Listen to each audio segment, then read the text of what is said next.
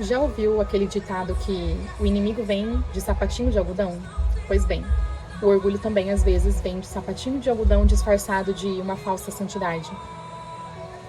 Em Hebreus, no capítulo 12, versículo 6, diz assim: Porque o Senhor corrige o que ama e açoita qualquer que recebe por filho. Hoje eu fui corrigida pelo meu pai, que me ama incondicionalmente. Hoje eu levei uma correção tremenda. Ao acordar, logo nas primeiras horas, eu cometi algo que desagrada ao Senhor. E eu fui pedir perdão. E Deus me fez reconhecer, através dessa atitude que eu tive, Deus me fez reconhecer que na semana eu fui muito orgulhosa. Meu marido, ele é músico, ele é sanfoneiro, acordeonista para os mais técnicos.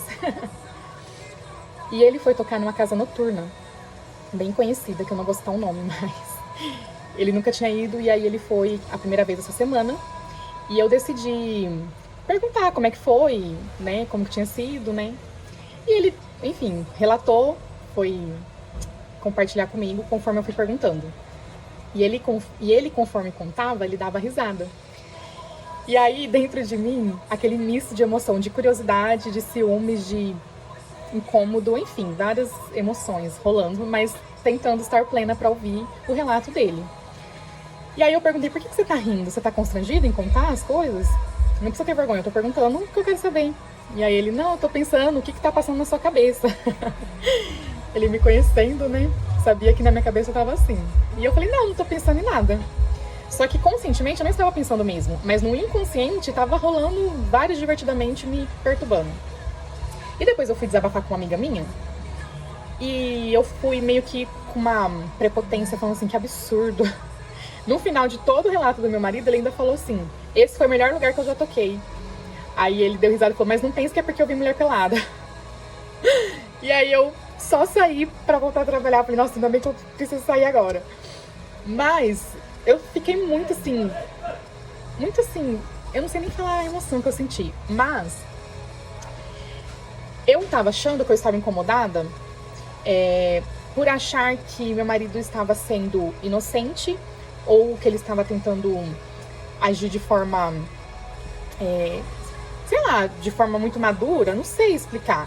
E eu falando assim pra minha amiga: como que ele não pode perceber que os olhos é a janela da alma? Se você fica vendo coisas que desagradam a Deus, que não edificam a nossa vida, a chance de você cair em tentação é grande.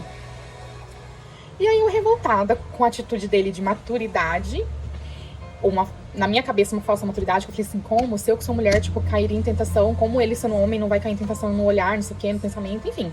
E eu revoltadíssima, desabafando pra essa minha amiga.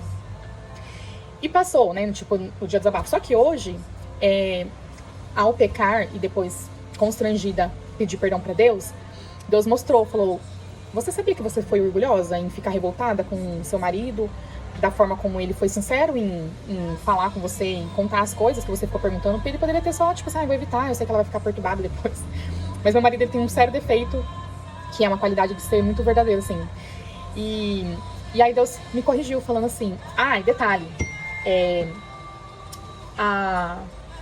eu tô fazendo um devocional com um livro Café com Deus Pai, que eu ganhei da minha chefe, da minha amiga, barra chefe, barra amiga. E hoje o tema foi justamente: não caia na armadilha do orgulho. E aí o primeiro versículo, a primeira linha era um versículo assim: hipócrita, tire primeiro a viga do seu olho, então você verá claramente para tirar o cisco do olho do seu irmão. Naquele momento que eu li o versículo do devocional, pronto, me quebrantou toda, uma lapada na minha cara. Então, se não é o Espírito Santo que nos convence, a gente não consegue olhar com nossos próprios olhos os nossos erros, né? E aí Deus me mostrou que eu fui completamente orgulhosa essa semana ao julgar o meu marido, e querendo ou não criticá-lo mesmo sem ele saber, porque eu não estava revoltada com ele por ele demonstrar uma certa maturidade, ou sei lá a palavra que eu posso usar. Mas na verdade eu fui orgulhosa porque, sem perceber, eu tava me achando melhor do que ele em questão de maturidade. Eu julgando a maturidade dele, mas eu falando assim, falando pra minha amiga: Amiga, eu sei que se eu for pra um lugar desse, em 2 passos, em 2 palitos, em 2 segundos eu caio em tentação, porque a minha carne é fraca e não sei o quê, então eu tenho que vigiar e não sei o quê, porque eu sei os meus limites, eu sei aonde, né, que eu posso cair, não sei o quê, eu sei os meus gatilhos. E aí eu agindo de forma como se eu tivesse bem, como se eu fosse melhor do que ele em reconhecer os meus limites, como se ele não pudesse reconhecer os limites dele. Eu querendo jogar que ele não sabe o limite dele. Tipo assim, eu quero saber melhor do que ele mesmo até onde ele pode ir. E aí eu me sentindo melhor em tipo assim, porque eu sei que eu não posso ficar vendo essas coisas, que eu não posso ir num lugar desse, que não sei o que, não sei o que. Ao invés de, com humildade, eu falar com Deus e não ficar revoltada e desabafando com a família e pensando sozinha, ao invés de eu respirar e falar, Deus, eu não poderia ir num lugar desse porque eu sou muito fraca, eu estou muito fraca. Eu reconheço que essa tentação pra mim é forte demais.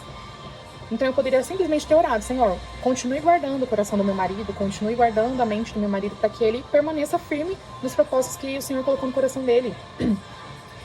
Ao invés de eu tentar olhar com o olhar de serva e olhar de Deus, eu quis olhar com o meu olhar de tipo assim, com os meus pecados, tipo com as minhas limitações, com os meus erros, julgando ele.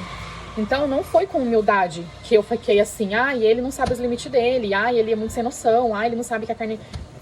Eu completamente prepotente, arrogante, orgulhosa, mas sem perceber, tipo, com uma falsa santidade de tipo assim, eu sou uma coitadinha, eu não sei lidar com as tentações, então eu tenho que ficar o máximo possível longe. Sim, a Bíblia fala que nós devemos fugir da aparência do mal, que nós devemos fazer a nossa parte de fugir de todas as formas das nossas tentações. Mas a minha tentação não é a tentação do outro, e eu não posso... Eu não posso falar e julgar pelo outro. Se o outro tá falando que tá tranquilo, eu não tenho que acreditar ou não acreditar. Eu tenho que só ouvir, porque o meu papel não é falar, você tá mentindo, você tá, tipo... O meu papel é, no caso, como mulher, né? Meu papel é só ouvir e orar pela vida dele, continuar orando pela vida dele, sem esse olhar de, tipo assim, ele tá querendo me enganar, ele tá querendo deixar me comer... Ele não tem que tentar nada e eu não tenho que ficar, tipo, pensando nas intenções dele, porque quem conhece as verdadeiras intenções é o Senhor. Eu não consigo sondar o coração dele e ele não consegue, talvez, ser totalmente sincero comigo, mesmo se ele quisesse. Mas Deus sonda o coração dele e Deus sonda o meu. Deus sondou o meu e viu que eu estava sendo prepotente em julgá-lo. Foi uma forma de julgamento.